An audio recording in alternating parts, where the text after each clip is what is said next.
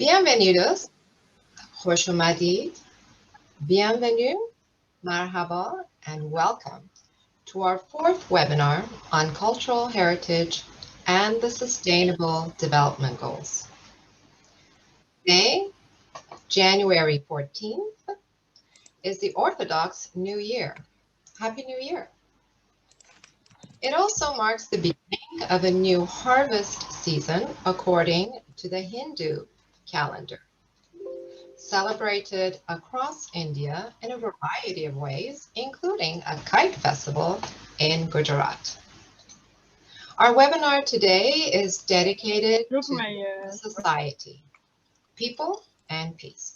We'll be focusing on the role that cultural heritage plays in building a more just and peaceful world, showcasing ICOMOS initiatives and ICOMOS member activities centered on people, inclusive engagements, and peace building. Activities that support education, diversity, and community inclusion, ultimately aimed at reducing inequalities and promoting peace and justice through understanding and shared experiences. So we're very delighted that you could join us today. My name is Linda Shatabi, and I am a member of ICOMOS Sustainable Development Group, focusing on heritage policy and environmental sustainability. And together with Virginia Rush, member of ICOMOS Argentina, and Emerging Professional Working Group, Multilingual Communications Team, and Nader Al-Nouri, member of ICOMOS International and the Multilingual Communications Officer of ICOMOS, will be moderating the webinar and answering your questions in English, Spanish, and Arabic. We'll be having 5 fabulous presentations, followed by concluding remarks from Gabriel Caballero, ICOMOS focal point for the Sustainable Development Goals. Today's presentations will showcase ICOMOS's rights-based approach to heritage management, advocated by our Common Dignity Initiative.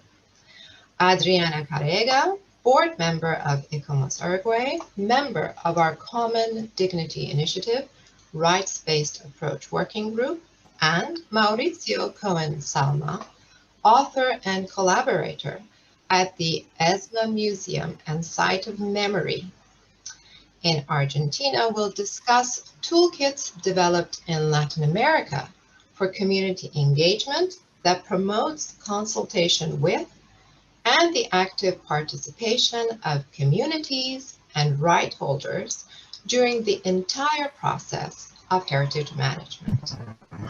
Monica Rhodes, Director of Resource Management at National Parks Foundation and member of ICOMOS USA, will highlight the need for more diverse perspectives in polarized societies to aid conversations on civil rights and troubled histories, expanding the preservation movement to a wider and younger, more diverse audience, and creating opportunities to connect a broader spectrum of people with the past in an effort to enhance understanding and reduce conflict.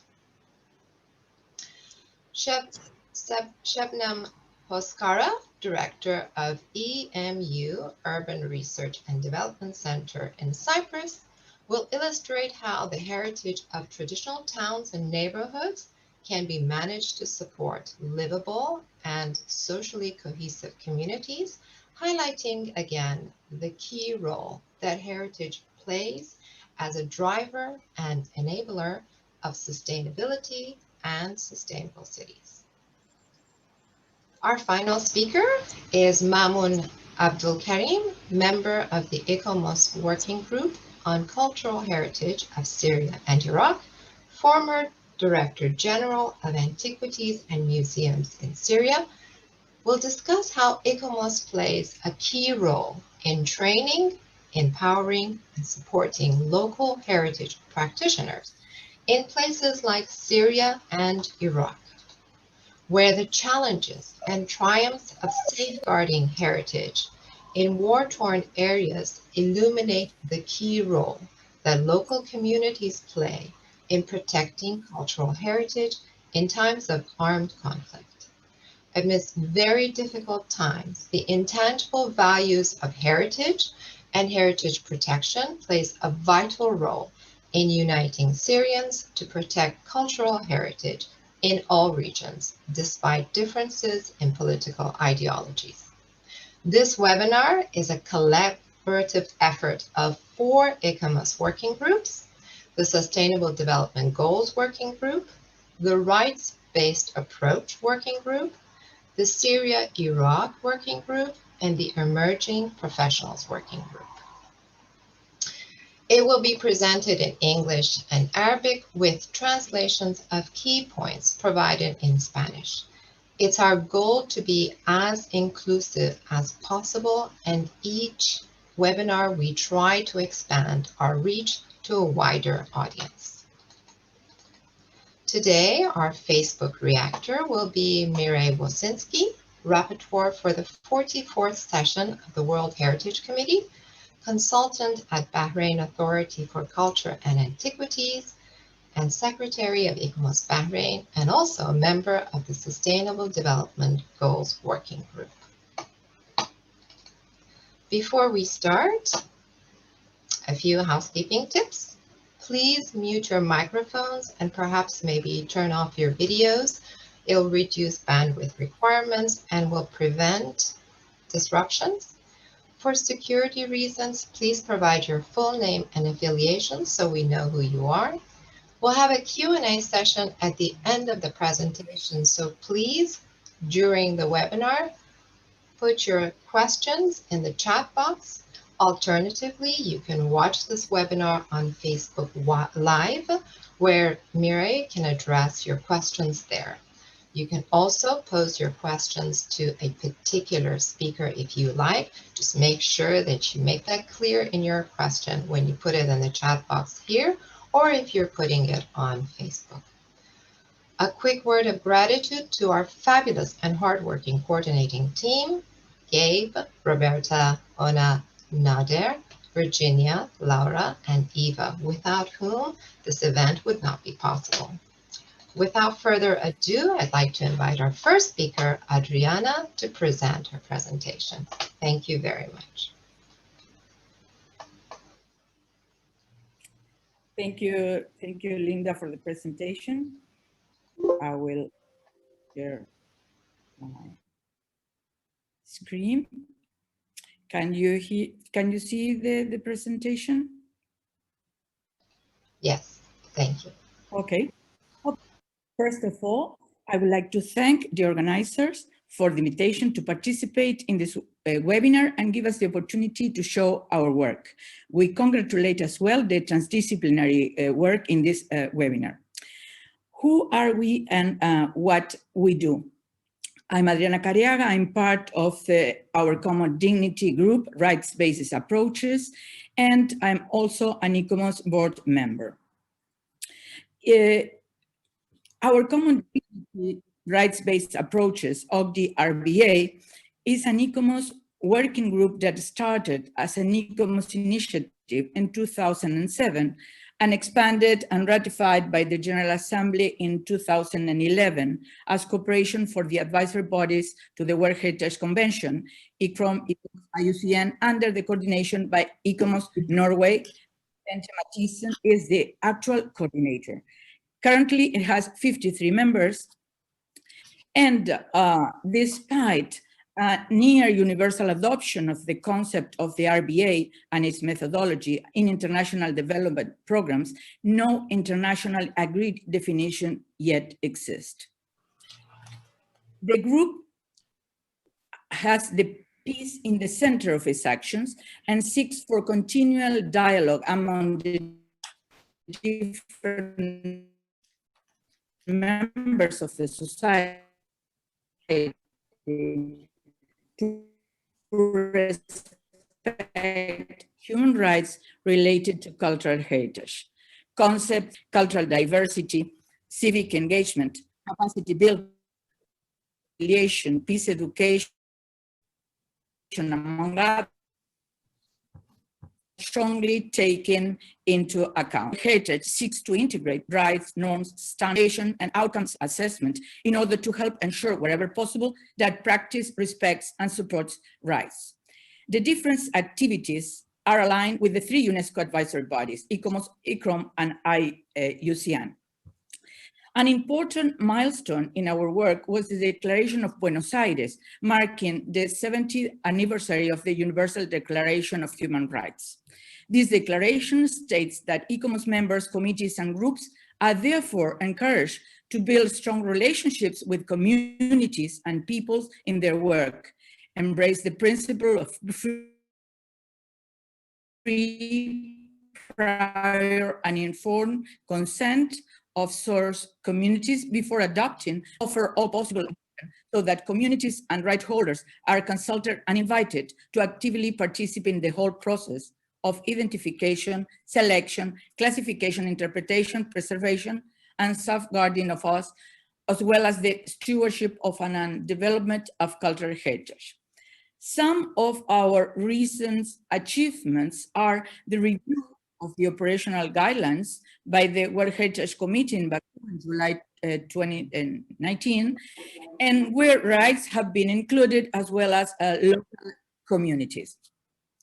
The proposal and inclusion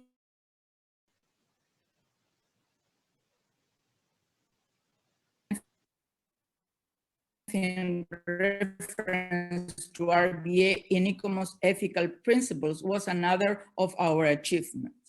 We gladly affirm the SDGs is included in policy, several training courses and workshops in Europe, Estonia was the last one, Africa, Asia, and Latin America. The most recent one was online workshop in November 2020 for Latin America. Two objectives were pursued, were to build awareness of right issues and cultural heritage and promote good practice approaches and relevant tools for community engagement. Several case studies were analyzed. Among them was ESMA, the Navy School of Mechanics in Buenos Aires, Argentina, that is going to be presented now by Mauricio Cohen. Thank you very much for your attention.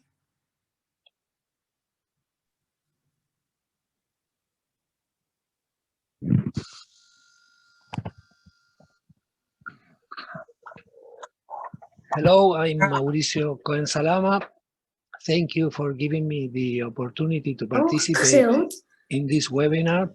Special thanks to Adriana Cariaga, who has been of great help for us to understand how members of ICOMOS think, feel, and work.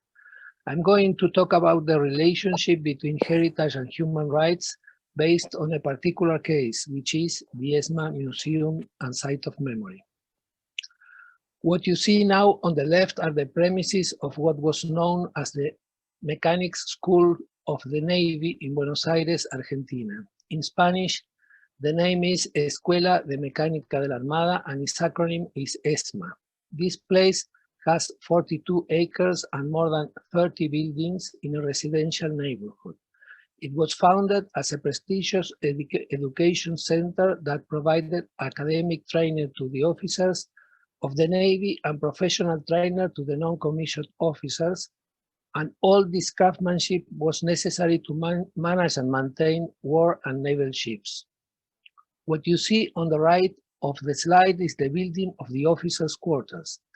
This building was not part of the original plan for the mechanics school. In 1946, it was added to the mechanics school and was transformed in the officers' quarters. It has 5,400 square meters and high-quality floors and coatings. A part of the property was reserved to be the house of the director of the ESMA. Between 1976 and 1983, the officers' quarters functioned at the same time as a clandestine center for detention, torture, and extermination.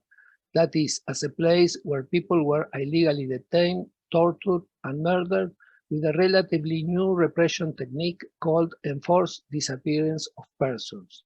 Approximately 5,000 men and women lost their lives here.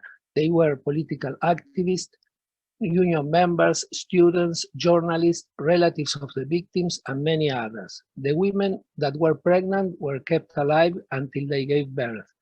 And after that, the newborn babies were given to selected families of the military, and the mothers were killed. In 2007, the ESMA was transformed in the space for memory and for the promotion and defense of human rights, where now are located institutions, state institutions and civil associations related to these goals. The space for memory is managed by a special bureaucrat structure where human rights organizations have veto power. In 2008, the place was declared historic location and the building of the officers' quarters historical monument. There is plenty of evidence about the history of the ESMA and of the Clandestine Center. The basic sources are the testimonies of the survivors before the courts of law and the physical evidence in the places where the crimes were committed. The building of the officers' quarters was vacated by the Navy in 2004 after the government, with the support of human rights organizations, decided to transform all the premises of the ESMA in a space for memory. At that time, we could check that the building was complete and that it had inscriptions, marks, and constructive layers that have been validated as authentic in the courts of law and were sufficient enough to explain its historical and constructive evolution. Nevertheless, to fully understand the value of this historical heritage, it was necessary to take into account many facts that contribute to make an adequate interpretation of the property. To do that, we have to go back to the geopolitical scenario of the 70s, when two superpowers were engaged in what was known then as the Cold War. Within this confrontation, the United States suggested the Latin American governments to adhere to what was called the National Security Doctrine. This doctrine established that the true enemy of the armed forces of each Latin American country was the left-wing political parties, because they represented the menace of communism. To accomplish this mission, many governments of Latin America created a form of illegal repression that was based on the enforced disappearance of persons. This way of doing things was coordinated between Brazil, Uruguay, Paraguay, Bolivia, Chile, and Argentina through a common plan named Plan Condor. Argentina was the country in which the enforced disappearance of persons was applied at a greater scale. There were more than 700 clandestine centers distributed through all the Argentine territory. What we see now is a chart of this distribution that was more dense in the city of Buenos Aires and its surroundings, and in the cities of Tucumán, Santa Fe, and Córdoba.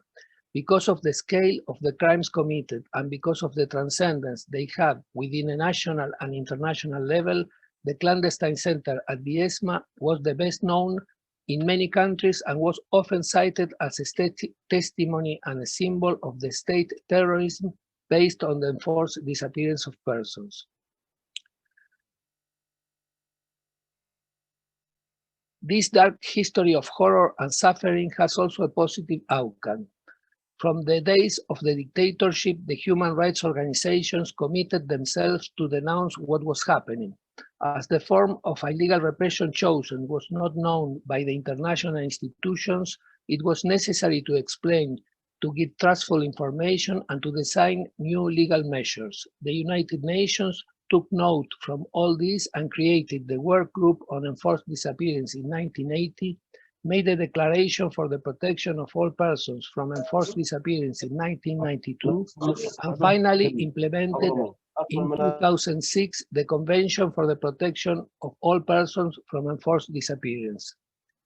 The international process of understanding and taking action against this illegal form of violence had a parallel social path in Argentina. In 1984, after the fall of the dictatorship and the recovery of democracy, the new elected President Alfonsín created a special commission to investigate what happened and started in 1985 a judicial process against the heads of the dictatorship. After that, there were some setbacks because of the pressure exerted by the military and their allies. As a result of this pressure, in 1998, the perpetrators condemned in 1985 were pardoned by President Menem.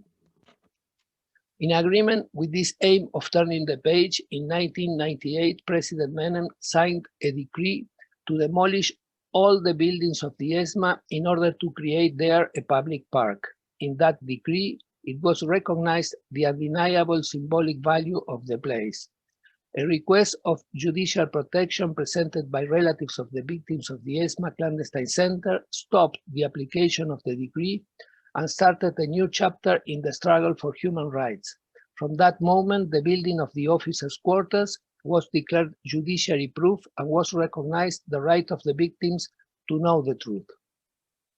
Because of all these judiciary achievements, we say that the ESMA Museum and Site of Memory is also a testimony and a symbol of the power of persuasion and social consensus as a means of obtaining justice. This point of view is now shared by a varied political spectrum that represents more than 98% of the electorate. On this slide, we can see two main events related to this social consensus. On the left side, we have a picture of the announcement in 2004 that the ESMA was going to be transformed in a space for memory. On the right side of the slide, you see Jorge Acosta and Alfredo Astiz, two of the principal perpetrators of the crimes against humanity committed at the clandestine center of the ESMA when they were condemned to perpetual seclusion by a court of law. Both of them are still in prison. After this brief reference to the necessary information for a balanced interpretation of the property, I'm going to talk about what we have done there and the principles that guide the decisions we made. To elaborate the project of the ESMA Museum and Site of Memory, we had three restrictions. The first one was the condition of legal evidence of the building. Because of this, the project has to be approved by the judge who was in charge of the protection of the place. The second restriction was the declaration of historical monument that was related to a special protocol of conservation and maintenance. And the third restriction had to do with the survivors, the relatives of the victims, the human rights organizations, and many other stakeholders. This last point is essential when you deal with traumatic memories, because the subject is always very sensitive and you don't want to promote harsh debates and useless confrontations. While it is not necessary to reach unanimity, it's always important to be open to dialogue and to promote social consensus. Because of this, the original project was presented to more than 200 groups of stakeholders and modified in many occasions in order to incorporate their suggestions. This was the case, for example, with the entrance of the ESMA Museum and Site of Memory that you are seeing now on this slide. You see there a self-holding glass skin that is attached to the building with a few brackets. On this glass skin, that was not part of the original project, are printed the photographs of many of the victims of the clandestine center. We made this decision because the relatives of the victims stated that they didn't want to see the pictures of their beloved ones in the same rooms where they were tortured and killed. The judiciary and heritage restrictions had a key role in the design of the permanent exhibition. With the scope of preserving the building as legal evidence and historical heritage, the permanent exhibition is shown in panels that can be taken out of the place to allow new studies and inquiries, and at the same time constitute a barrier to prevent the visitors of touching the walls. The general principles of this curatorial decision were minimal intervention and removable devices. We started the ESMA Museum and Site of Memory with a methodology that gave preference to dialogue with stakeholders and with the general public. We discovered through that a central tool for our development, and we continued to use it after the inauguration in 2015. When in 2017 the Me Too movement gained momentum, we realized that the script of our permanent exhibition has not been written with a gender perspective. This may be a little difficult to understand in English, but in Spanish the pronouns and the nouns have gender. And when we talked, for example, about the victims, we used always a masculine plural. We corrected that error publicly, as it is shown in this slide, to promote debate on the subject, and we created a temporary exhibition about the female victims of the Clandestine Center. To finish this presentation, I want to recall an illuminating statement widely known, taken from the preamble of the Constitution of UNESCO. It says, "Since wars begins in the minds of men, it is in the minds of men that the defenses of peace must be constructed. We acknowledge that the sides of conscience associated with recent conflicts are often a difficult subject because in many cases there are tensions about the process of memorialization. On the other hand, it is unavoidable to point out that precisely in these cases the usual constructions of defenses of peace in the minds of men have failed, and that is urgently needed to create new, more convincing ones." If you are interested to have more information about the ESMA Museum and Site of Memory, you can visit the page and the Facebook page. Thank you. Thank you, Adriana and Maurizio. Perfect example of SDG 4, education, and SDG 16, ways in which through education we can promote a peaceful coexistence and social cohesion. Our next presenter will be Monica Rhodes. We're moving from Latin America, South America to North America to also discuss difficult heritage. Monica, please. Right. Thank you, Linda. Hello again. My name is Monica Rhodes, and I'm very pleased to highlight a few case studies that document and demonstrate the important role that heritage plays in creating an inclusive and just world. Before I begin, I would like to thank the organizing committee and a special thanks to Linda for your leadership in coordinating the conversation. The Sustainable Development Goals illustrate the central role that a quality education, equality, and justice play in our global community. Through these goals, we identify and prioritize history, the tangible and intangible parts, as a tool to understand our past, present, and future. And you will see here in my comments, I will highlight SDG 4, 10, and close with 16. So while this work certainly has global implications, the examples that I will share today are rooted in the United States. Pictured here is the racial ethnic population data in our country. As we do our work as cultural heritage managers, we know that preserving the past is for our future. And it's always important to connect the data to decisions that we're making about our country. Monica, I'm sorry. I don't see the slides. Oh, okay.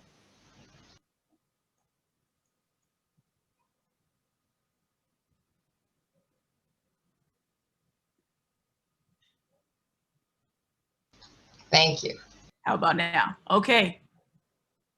All right, so didn't really miss much. This is the SDG, Sustainable Development Goals pieces. And here we are with the population data of the United States, showing a racial and ethnic breakdown. So in 2050, as we'll see, this is less than 30 years, the population is projected to will have shifted significantly. We see more Americans will be racially and ethnically diverse and will fully expect, as they should, a nation that has embraced its history by preserving a rich and inclusive telling of their stories. So we'll see here that 45% of Americans will be Anglo-white, the 29% of Hispanic Latino Americans, 29% of Hispanic Latino Americans, and then 13% of the population will be African American or Black Americans. So I want to go back to the current population of the United States slide, and here's where we are. We now know where the country is headed with the population shifting, but here's where we are in conserving our heritage. What we see is a past that is disconnected from our future. 92% of the heritage preserved in this country is focused on and privileges white men. And only 8% of the historic sites that the country has determined is worth protecting and preserving is dedicated to the legacy of Hispanic and Latinos, Native Americans, Asian Americans, African Americans, and white women combined. There is an enormous opportunity to add more balance and equity to the list of sites that we preserve. One of the largest agencies focused on telling and preserving the historical legacy of the country is the National Park Service. This governmental agency is responsible for preserving the natural and cultural heritage for current and future generations. The Park Service protects and conserves some of the most iconic places in the country, from the White House to Martin Luther King Jr.'s birth home and family home in Atlanta, Georgia. Having the leadership of a government institution committed to telling and funding these stories is important. Equally critical is the role non-governmental organizations play in ensuring we are telling an accurate and holistic story of our nation's past. The Hands-On Preservation Experience is a program of the National Trust for the Historic Preservation in the United States. As the founding director of that program, I intentionally focus Hope Crew's training on young and culturally diverse individuals in the preservation trades. To date, the program has completed over 170 projects around the country and paid the participants and serves as a template for non-governmental organizations to replicate in other parts of the country as well. And you will see here that the program has also helped support $18 million of preservation work at historic sites. One Hope Crew project that I'd like to highlight focuses on engaging Native American youth in historic preservation. This project was based in New Mexico in Bandelier National Monument, a unit of the National Park Service. The Pueblo is over 11,000 years old and requires routine maintenance to avoid permanent loss. These young men were direct descendants of the Pueblo and shared with me how proud they were to preserve their ancestors' cultural legacy. Over the summer, these young men measured, documented, and stabilized the adobe ruins. So I'd like to call out the role of partnerships in executing a successful project. Here you see the project is funded by the National Park Service, and the training and recruitment was done by the Rocky Mountain Youth Corps of New Mexico. This project would not have been possible without that partnership and an inclusive recruitment strategy. So that project happened in 2015, and I'd like to share an example of something that's currently happening in this moment. This project is currently underway in San Antonio, Texas, which is a UNESCO World Heritage Site. The park is a part of the National Park Service as well. The site was established to preserve the 4 missions and still have active Catholic parishes in those historic buildings today. The park also preserves cultural resources such as the acequia seen here, which is a historic irrigation system that dates back to the 1700s and was constructed under the Spanish colonial rule. So to the right, you will see that the acequia is empty and is under restoration. Underneath the picture at the bottom, you'll see the water is running, and that's what it looks like when it's working. And at the top, you'll see the participants socially distanced because of the pandemic, but certainly working to preserve this historic resource. For this project, 4 cultural landscape apprentices recruited from local Latino and Hispanic communities by American Youth Works will be trained under the guidance of National Park Service staff, focus on cultural landscape preservation. With the funding from National Park Foundation and Mission Heritage Partners, this project will go until June of 2021. So while these apprentices were preserving the cultural legacy of their country for future generations, There was a mob in the United States Capitol with the American flag at the same time, rioting to preserve their way of life. These contradictions simultaneously exist in our nation, on our public lands, rooted in our heritage, and this moment is an inflection point in our country. But if we dig a bit deeper, we would know that the walls and the marble floors of the US Capitol were built by enslaved African Americans who were carpenters and stonemasons. Well before there was a US Capitol, the land was taken from the Nacotchtank people. If we had a deeper public conversation about heritage, more Americans would openly wonder why people were yelling, "Stop the steal," while on stolen land. The work that we do is deep, interracial, and intergenerational. To the right is Deb Holland, a citizen of Pueblo Laguna in New Mexico, and is one of the first Native American women elected to Congress. Congresswoman Holland is nominated to serve as the Secretary of Interior, which oversees the majority of federal lands and natural resources in this country, to include the National Park Service. In addition to Holland's appointment, there are organizations hard at work to prepare for 2050. At the Center for the Preservation of Civil Rights site, the Weitzman School of Design at the University of Pennsylvania is keenly focused in on preserving the legacy of civil rights in this country. Organizations like the National Park Foundation, the philanthropic partner for the National Park Service. The foundation is working strategically to connect all people closer to their heritage and has established programs such as Women in Parks to celebrate the 19th Amendment of women getting the right to vote in this country, the Latino Heritage Fund, and the African American Experience Fund. And I will note the Latino Heritage Fund was the key funder of the project that's currently underway at San Antonio Mission's National Historical Park.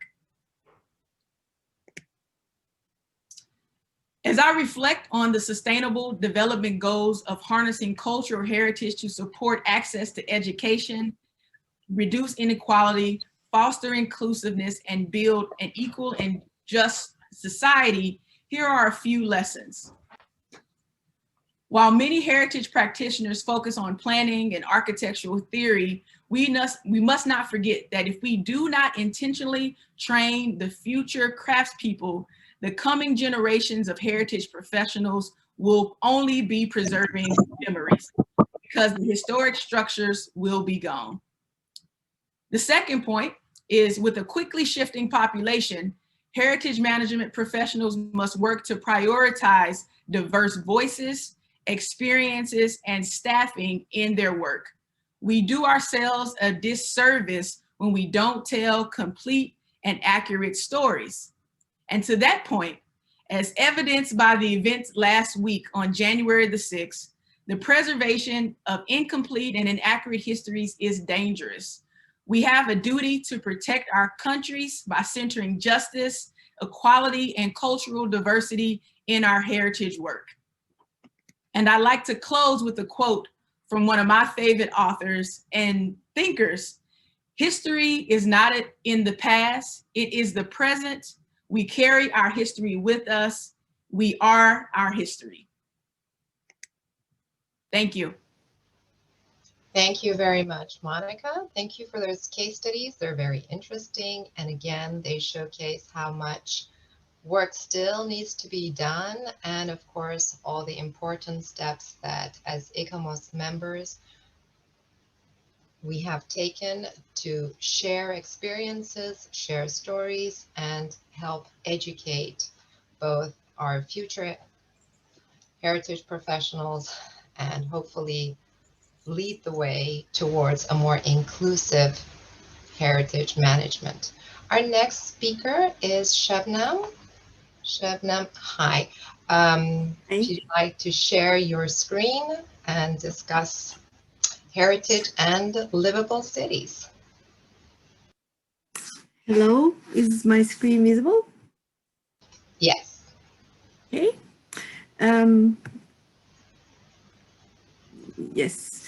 Good morning, good evening, good afternoon, wherever you are in the world. And I would like to thank also the organizers for organizing this webinar series and for inviting me to this fourth one.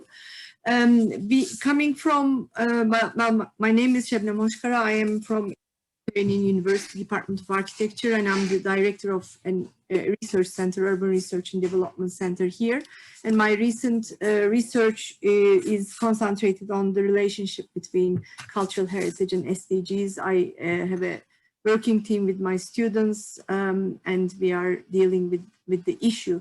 So coming from a region full of traditional towns and neighborhoods, the task I have today is on what are the good case studies of traditional towns and neighborhoods that create livable, sustainable, and peaceful environments.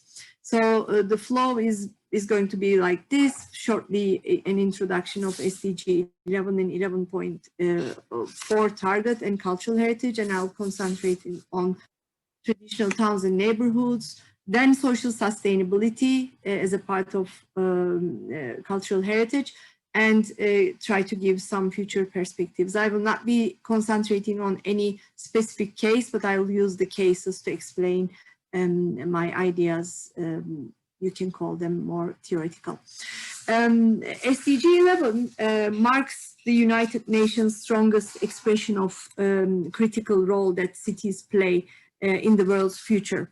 In that sense, SDG 11 aims to make cities and human settlements inclusive and safe, resilient, and sustainable by strengthening efforts to protect and safeguard the world's cultural and natural heritage with its target 11.4. According to contemporary research, heritage consists of a wide and diversified array of past events, personalities, folk memory, mythology, literary associations, physical relics of the past, as well as places to which they can be symbolically linked. That is why the understanding of heritage is dynamic in nature, being constantly interpreted and changed depending on the passage of time, the change of context, and the public's experiences and expectations. Heritage does not belong to any given group, but it is open. It belongs to all those who wish to identify with. Cultural heritage is a capital of irreplaceable cultural, social, environmental, and economic value with the definition of the President of Europa Nostra. Concentrating on cultural heritage, we have been observing a shift in the cultural heritage discourse from an object or conservation-oriented approach towards a subject or value-oriented approach. This shift has been handing evolution towards an all-in cultural heritage definition, a shift towards an all-inclusive historic environment in the context of historic urban landscapes, where cultural heritage, objects, and experiences of intangible and cultural, tangible and intangible cultural heritage are not two separate things. As we may follow, this vision has been propagated by the UNESCO Historic Urban Landscape recommendations. Within that context, cultural heritage contributes to the quality of life, providing character and ambience to neighborhoods, towns, and regions. Traditional towns and neighborhoods are an important asset of cultural heritage.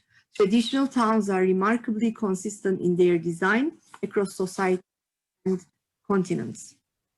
If you visit cities around the world that existed before the automobile, you will find a clear commonality in these traditional environments and their urban design features. These traditional environments, traditional towns and neighborhoods, they are human in scale. They provide a sense of enclosure, like an outdoor room within the environments. They have a fine-grained mix of uses. Homes and businesses are not strictly separated the way they are in many modern cities and suburbs. They have vibrant public spaces where a person on foot can feel comfortable and safe. They have walkable distances, and they have a high level of accessibility Traditional developed cities are compact enough that many daily needs can be met on foot. They are rich in architectural styles, and they possess a unity. They are adaptable. They can be adapted and renewed continuously as economic and demographic conditions change. They appear incrementally over time, rather than all at once to finish to a finished state. And they are never finished. Under the traditional approach to development, all neighborhoods are on a continuum of improvement. A traditional developed neighborhood can play host to a array of different land uses and inhabited over time. Its buildings can be repurposed, reoccupied, and adapted to different users. Last but not the least, they are socially sustainable. They have people in their core. They have social cohesion. They represent safe and peaceful environments. And if they are preserved well, they are livable environments. Social sustainability from that perspective requires that the cohesion of society and its ability to work towards common goals be maintained. Social sustainability is a critical component of communities' well-being and longevity. According to Oxford Institute for Sustainable Development, social sustainability blends traditional social policy areas and principles, such as equity and health, with emerging issues concentrating participation, needs, social capital, the economy, the environment, and more recently with the notions of happiness, well-being, and the quality of life. It is generally agreed that social sustainability is a multidimensional concept which addresses the social goals of sustainability. And some of the most frequent dimensions of social sustainability in literature through which it can be operationalized are equity, quality of life, pride, sense of place and identity, social inclusion, coherence, democracy, and governance.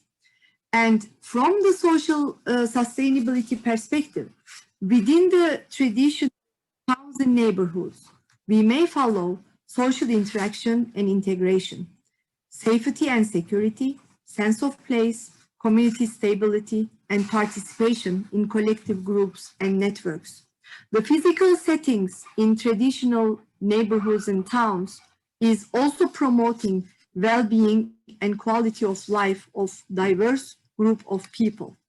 Such communities are also well-balanced and well-connected that can fulfill a wide range of those living or working there. With their social sustainability characteristics, traditional towns and neighborhoods have got values and meanings. They have a priceless collective heritage value. Their citizens have a collective memory. The historic heritage which we have inherited from the past should be transferred to future generations because of these priceless collective heritage value.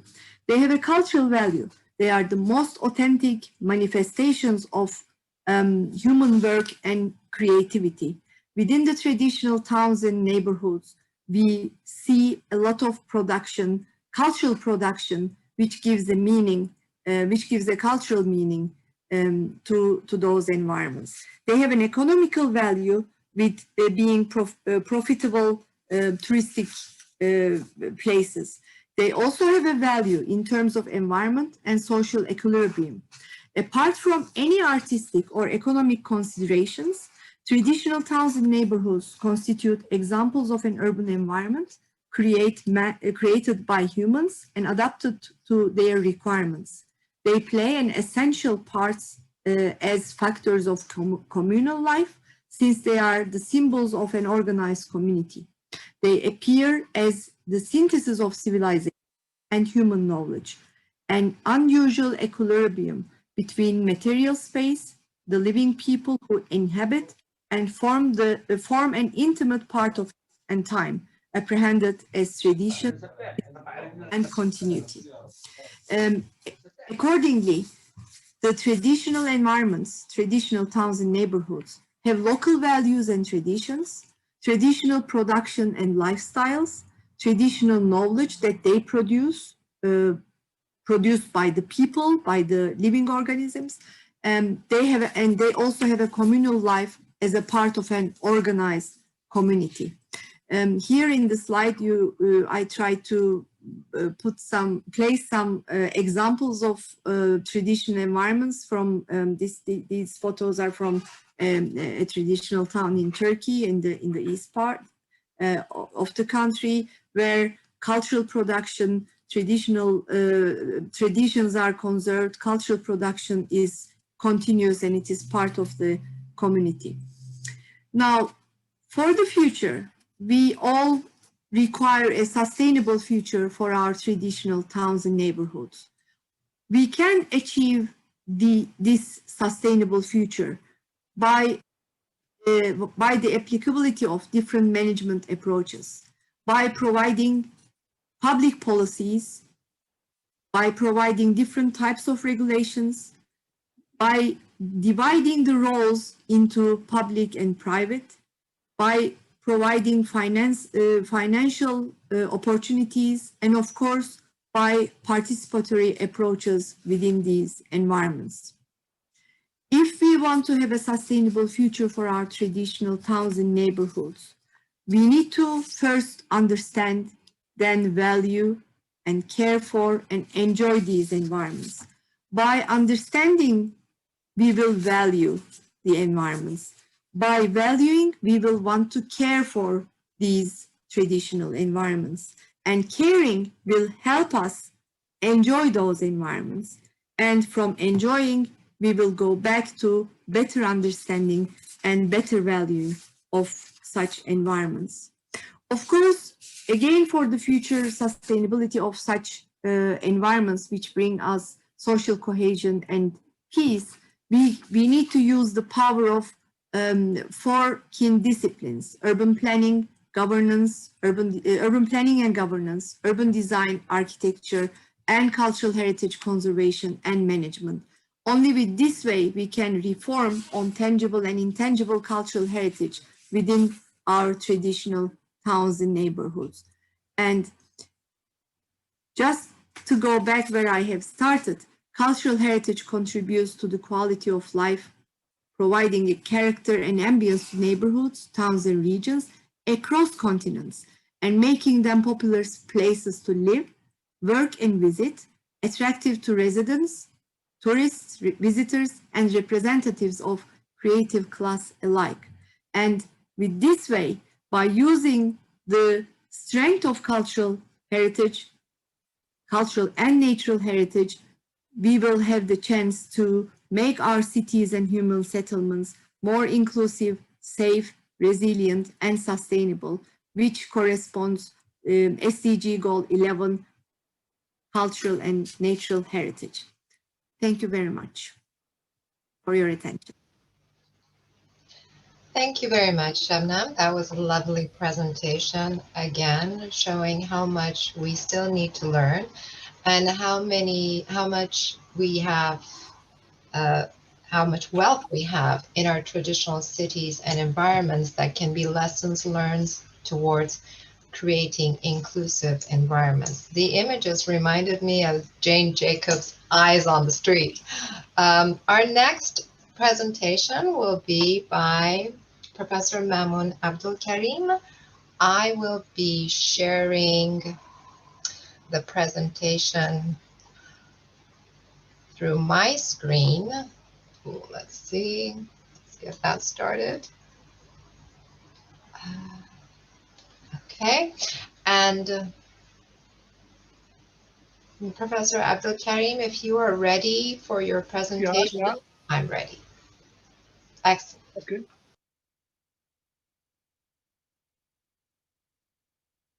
You close it the video, please. You hear me? Yes, that's my video. Okay. You hear me? Is okay? Yes. Thank you very much, Madam.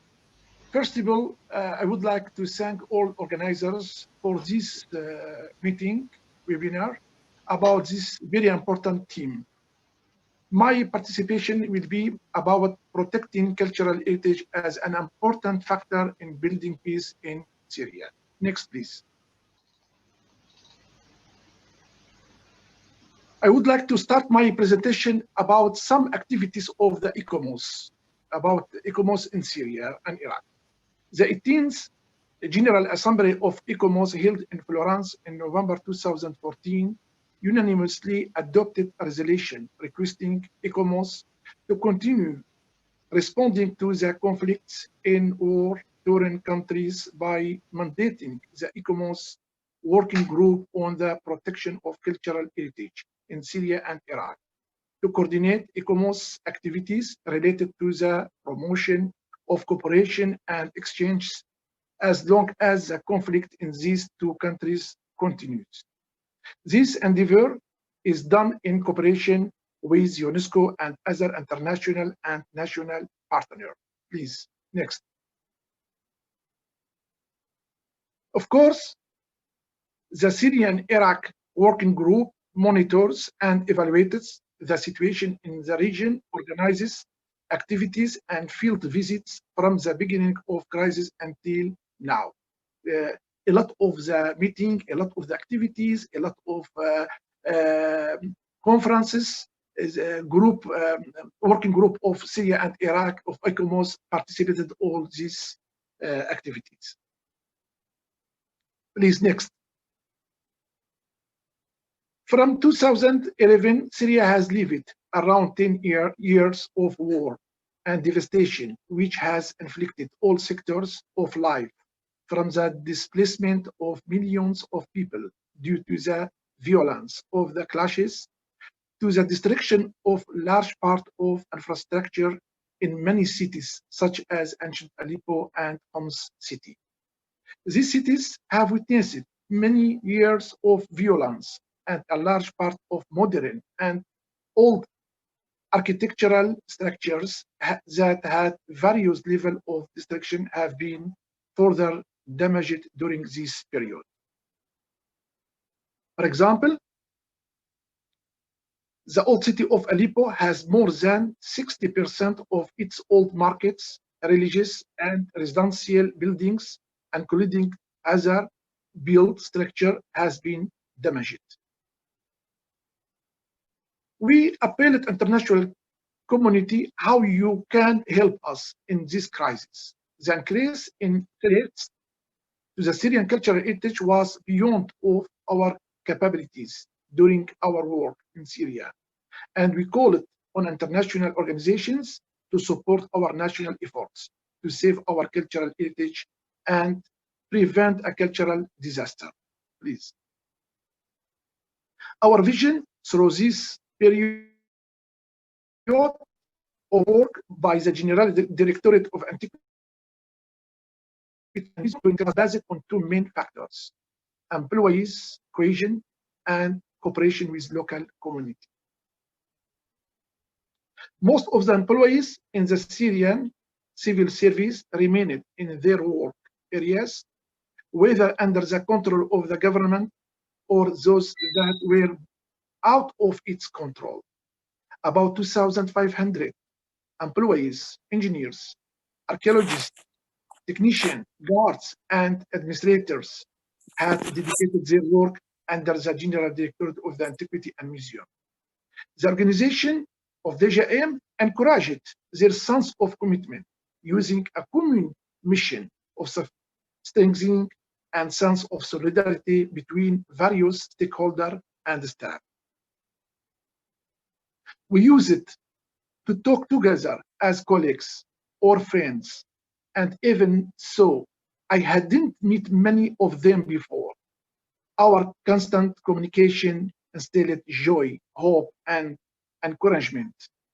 We all believe that we are strong in this battle because we are defending our Syrian heritage, regardless of any difference in political ideas linked to the current crisis.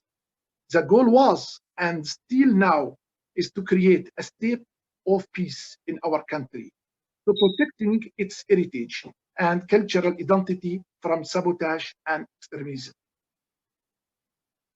please.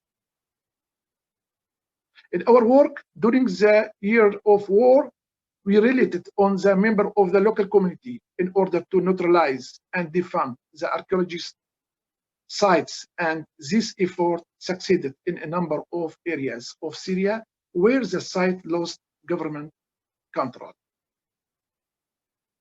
The local community of specialists and philanthropists who value heritage protection also had a role in protecting hundreds of archaeological sites in the northern region of Syria dating back to the Roman and Byzantine eras from looting and destruction.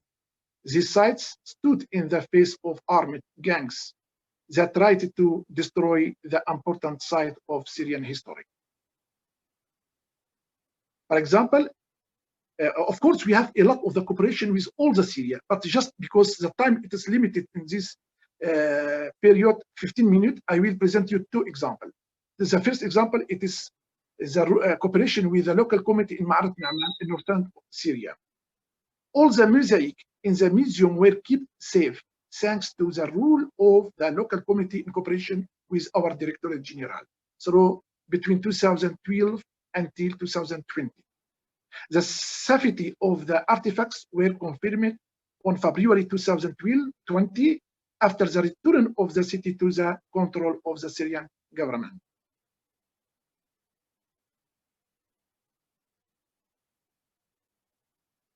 The difficult condition, of course, we have another example also.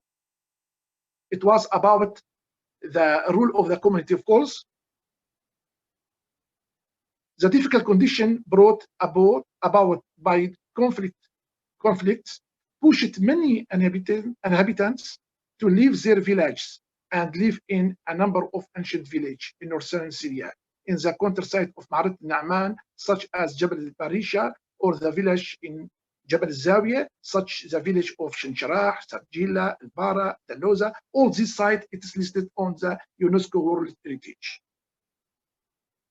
Our strategy during that period was to work with the support of the local community. We persuaded the residents who settled in the ancient village to protect the ancient building in these sites from the theft, illegal excavation, or crushing or ancient stone. In a number of cases, we succeeded in encouraging the population to become protectors of archaeological sites and prevent antiquity gangs from destroying these ancient villages and looting them. Also, some damage occurred to these sites due to the inhabitation of civilians. We generally succeeded in hundreds of cases in mitigating the damage to the village, which contained more than 700 archaeological sites from the Roman and Byzantine eras. Another example, it was the Museum of Raqqa. The cooperation between us and local community, between the employees of the National Museum of the city of Raqqa with the local community had an important role in saving the secret warehouses in the museum building. It contained 1,099 artifacts and remained safe during the 3 years of occupation of ISIS of the city. Fortunately, I contacted by my colleagues in the beginning of the 2020, and they confirmed me that all these artifacts are safe. Another things, dozens of mosaics were also saved in another warehouses near of the city. It was very big victory between the cooperation between us and the local community. Many of our colleagues lost their lives while performing their duties. In regarding our cultural heritage, they were executed by extremist groups. In a tragic way, 15 colleagues were killed due to the kidnapping, sniping, bombing, or beheading, like the martyr Khalid Asad in Palmyra. The issue of the martyrs of the antiquities in Syria have unified Syrians in all regions, regardless of political difference related to the Syrian crisis. People had a deeper understanding of the importance of protecting heritage and the meaning of sacrifice of protecting heritage. Together with my colleagues at the Director General of the Antiquity and Museum, we worked with the local community in a number of Syrian regions where governmental, cultural institutions were absent from them in order to protect the heritage from theft and destruction. The local community played a big role in protecting cultural heritage because they are the primary owner of our heritage and the land.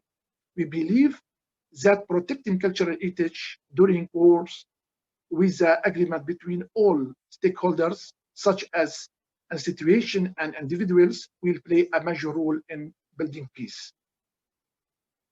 Currently, in several regions, cultural heritage professionals participate in architectural documentation or damaged building and preparing conservation projects for building in cooperation with governmental and non-governmental agencies, as is the case in the city of Aleppo, despite the difficulties facing their work. Coming together is a great step for reconciliation and tolerance, wherein people feel proud that played a great role despite the extreme challenges and protecting their cultural heritage. These brave men and women will be seen by future generations as peacemaker in society. Thank you very much. Thank you very much for your presentation. That was very interesting. We've had a lot of interesting questions for our panelists. And you'll have to give me a minute so I can get organized and start the questioning. All the presentations showcase the interdisciplinary nature of heritage, from interpretation to protection. It involves a wide and diverse range of professionals, and it impacts all of us. And so my question, I'm going to take this opportunity to ask the first question to all panelists, is the Sustainable Development Goals were set up as a universal global framework to help us all achieve sustainable development. In your work as heritage professionals, how have you approached the Sustainable Development Goals? Were you aware of it? And do you think that the heritage sector has enough information about the Sustainable Development Goals to make it inclusive and to use heritage as a way of using the Sustainable Development Goals to achieve sustainability? That was a difficult question for translation, I understand. Sorry about that. So for translation, as heritage professionals, how do you see heritage contributing to sustainable development goals? And I will start with Adriana and Maurizio, if they'd like to take on this challenge. Well, this is thank you, Linda. I think this is a very huge question to answer in just 5 minutes.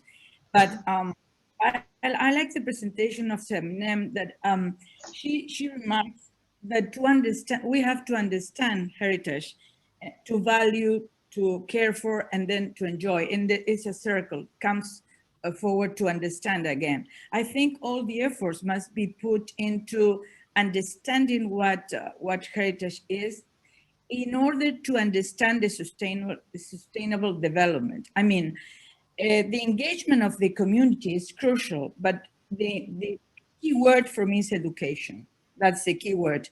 So the thing is how we engage communities to do things together. And I think the respect, because I don't like the word tolerance, but because I think, is restrained a lot. I think respect is much more wide. But I think we have to respect, to understand, and to work together. And the sustainable development must come from the understanding, from the empathy, from the prospective work, but together. And the communities are, the central approach must be people-centered approach. We have to switch the conservation approach for the people-centered and value-centered approach. That's a great issue that we're still working on it. Thank you. Thank you. I want to add something as a special case, and that is the ESMA Museum and Sites of Memory. In our case, when the place of the premises of the ESMA were transformed in space for memory, there was a great debate to reach an agreement of how to be sustainable as an institution. So the human rights organizations asked for an important participation in the management structure of the space for memory. And the space for memory was designed in such a way, it's a special management structure in which there is a representative of the national government, there is a representative of the city government, and there is also a representative of the human rights organization, of a group of human rights organizations that are civil associations.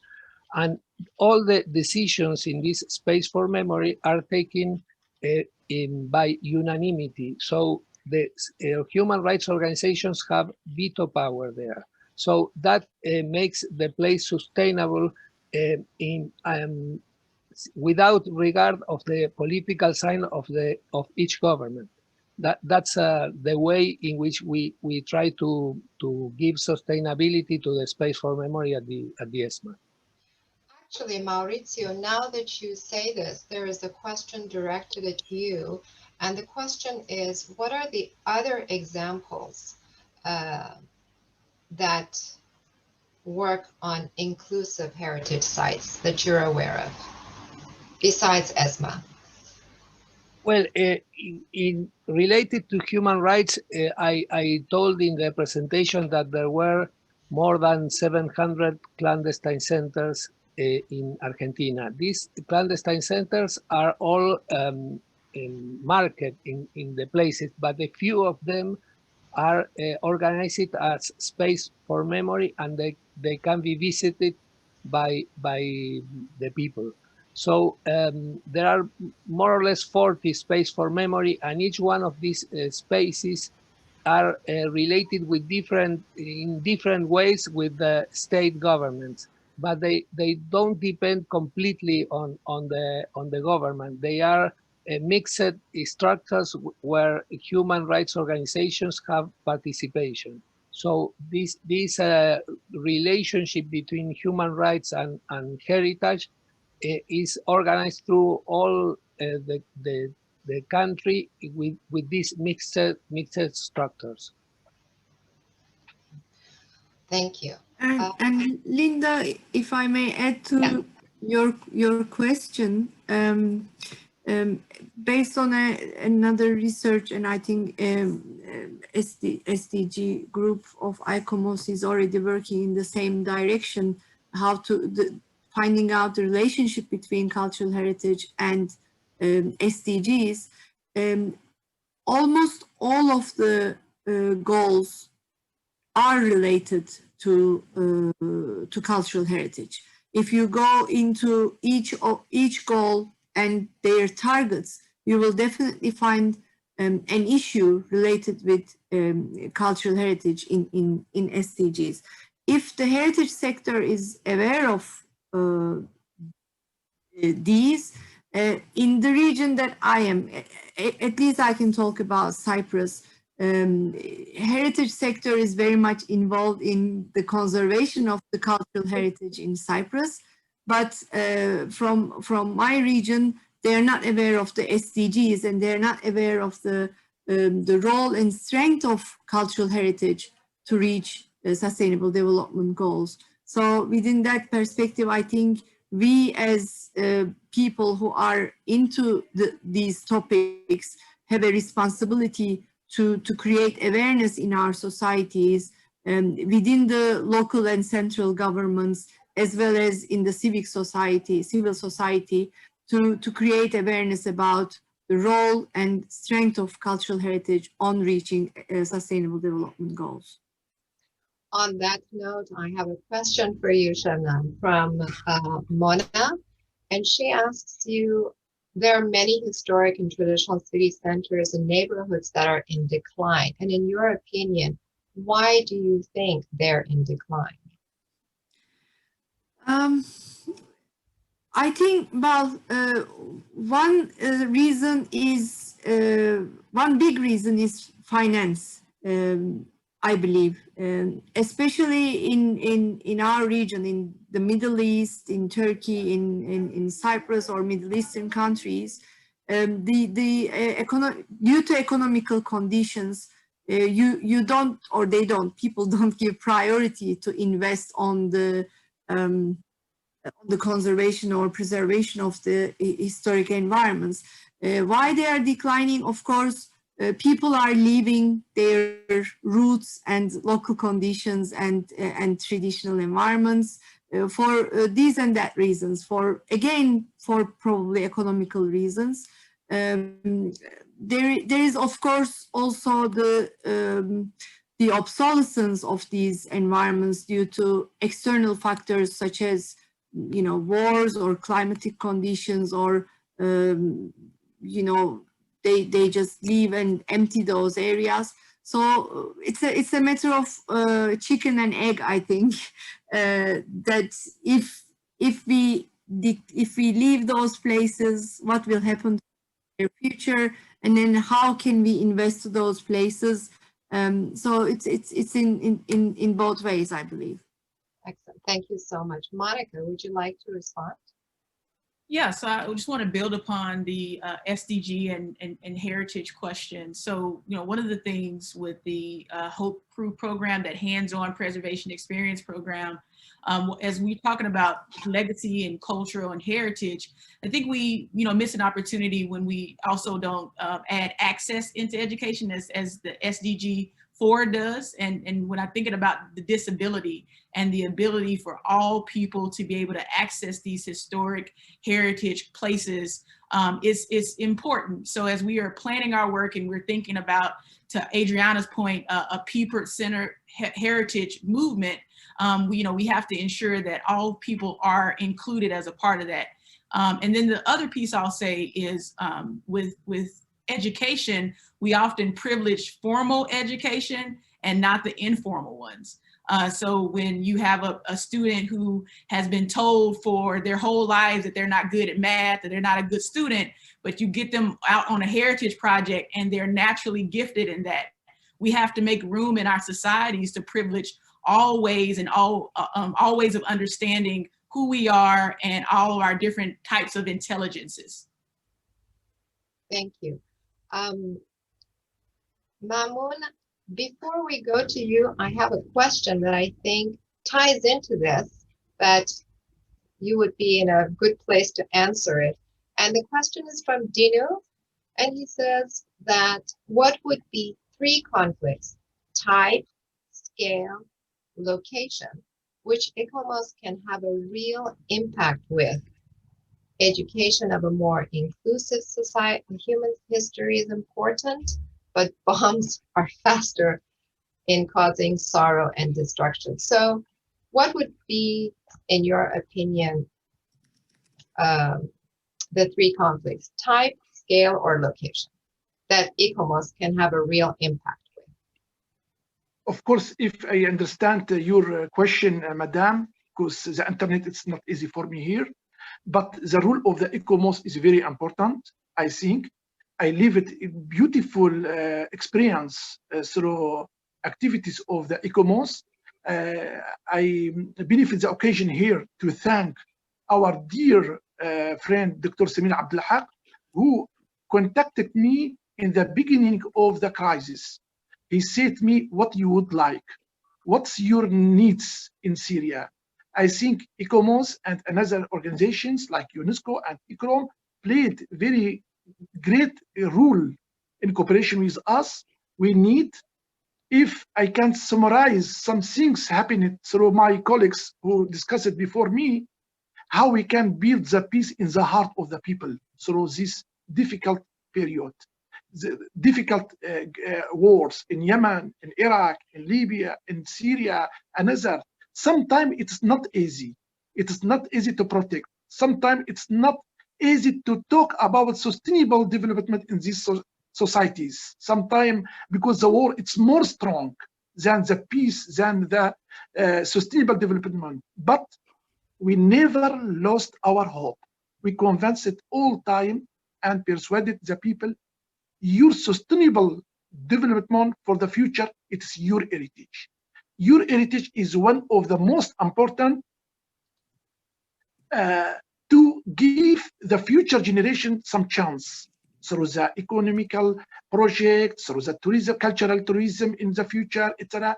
It's for this. Please don't destroy it and destroy your heritage. It is your common memory, your common identity. You don't need to lose your memory. Sometimes we can rebuild all things. Sometimes if we have the fund, we can rebuild a lot of the infrastructures. But all damage, anti-heritage, it will be eternal. It's for this, through the cooperation with ICOMOS and another organizations, we try to give the people all this message of ICOMOS in another countries, another experience, ICROM, UNESCO, to convince our people. Really, through my experience, 5 years of Director General of Antiquities, in the hard times, I discovered brave men, women in a lot of the region of the Syria, and extreme east of the Syria, extreme west of the Syria, Basra, south of the Syria, central, coast, etc. Oh, a lot of the people participated in this cultural battle. For me, all time I said it is cultural battle. I think we need ICOMOS. We need all the value developed by a lot of the countries in the world through their experience to apply on our experience in Syria, Iraq, Yemen, etc. If I understood your question very well, because I try to, sometimes I have sometimes the internet problem. Thank you very much for that. We have 8 more minutes left, and I would like to end our webinar on time. There are more questions here, and we may be able to address your questions to the speakers and have them respond at a later time, if that would be possible. But Linda, if I may? Yes, please go ahead. Just a comment about Dino's question. I think that ICOMOS, the work of ICOMOS, should be filling the gap between academy and the common citizen about heritage, about SDG, because we have still a gap. And the thing for me, education, we cannot stop the bombs, Dino says, but we can, it's a long-term process that. And in ICOMOS particularly, I think we have to address in a transdisciplinary way, like this webinar, and think about a holistic approach about heritage and all. And how can we, like Monica said, the informal or formal education and whatever education it may be, but to have the people in the center and to see that heritage is people, first of all. And then we do our work from ICOMOS. But we still have to communicate, because not act as silos, but transdisciplinary and understand what everybody is doing. I think that's my... Thank you. Last comment for this question. Thank you very much. Thank you very much. I have a comment about SDG 16, strong institutions, and I just want to thank the panelists, because we are all working in institutions to make them stronger, to focus in on heritage preservation. So I just wanted to acknowledge that you know, by us being on these conversations and being in the work that we do within institutions, we're bringing value to them and value to heritage by leveraging that power to help people. So just wanted to make that comment. Thank you so much. Gabriel, if you would like to take the microphone now and do a little wrap up. Yes, so thank you very much for this, to all our speakers, to everyone who attended here. You know, just to show you that we are all interested in people. This is the most, let's say, well-attended event for the last SDGs webinar, and it's a really, really good thing that we all believe that the people are in the center of heritage practice. I think what the RBA has shown us is that, you know, every type of person's values and discussions are important. Every perspective is important, and that is something that we should carry forward for our heritage practice. And I think the important thing also is that we need to understand each other's practices, and that is related to reducing the inequalities that we see out there. Now, when we look at ESMA, when you look at the sensitivities that they've done, I really, really appreciate what Mauricio has said about the gender, which is something that they have focused on. And we think about that it is about having a balanced perspective of different genders is something that we should also consider. Now, in the fabulous work of Monica, that kind of work is very apparent in the heritage practice of different types of people and different kinds of variety of heritage that needs to be really showcasing the perspectives of not just one type of people, but every type of people. So the other thing is the great work of the Hope Crew, and I do hope that it continues on. And she mentioned something that I think we haven't really covered yet much, which is partnership.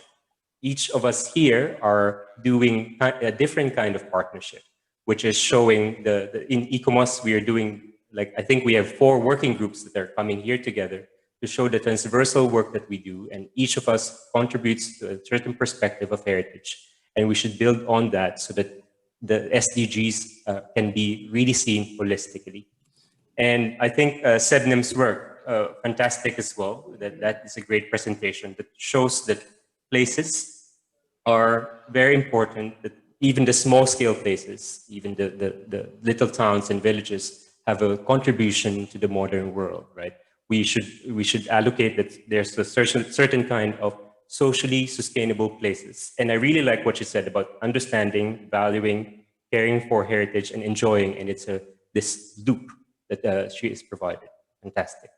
And then afterwards, Maamun's presentation that shows that local people have a role to play in heritage practice, even in the most difficult times. So we should not discount heritage only thinking about it in peaceful times, but everyone has a role to play, even in the risk of their lives. This is something that people do for their own pride and for their own caring of their own national identity.